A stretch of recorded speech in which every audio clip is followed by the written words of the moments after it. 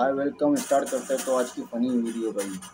ये क्या करने वाले हैं इसके साथ देखते हैं। वो तो फोन में ये क्या एलपी लगा रहा है। چالش خیلی خفن چالش 3 مرحله‌ای با بابا و بابی سه شروع میشه. ببینیم چه میکنه این بازیکن.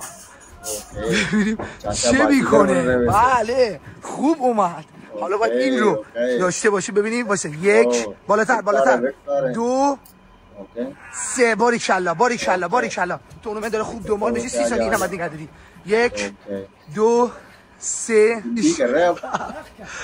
صبح 20 आज चिपक गए इससे।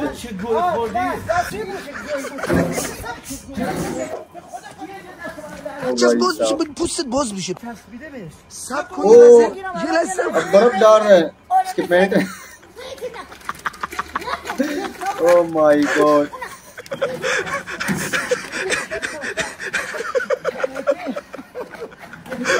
ओ भाई साहब ये क्या किया। क्यों डांस कर रहा है।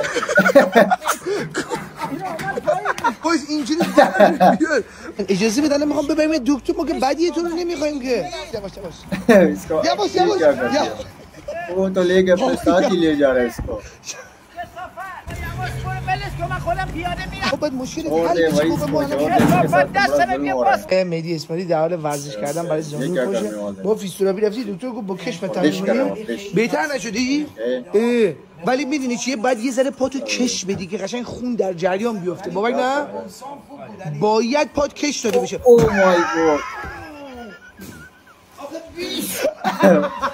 مای گاد इसके मुंह में लग गया. Stop!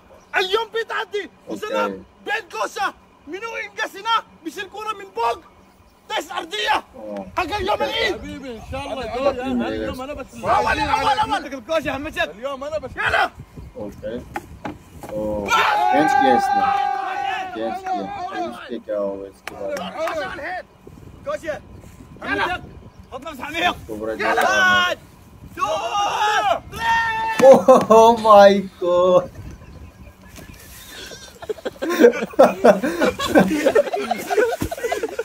والله سويتوا فيني بعد سويتوا فيني لايك سبسكرايب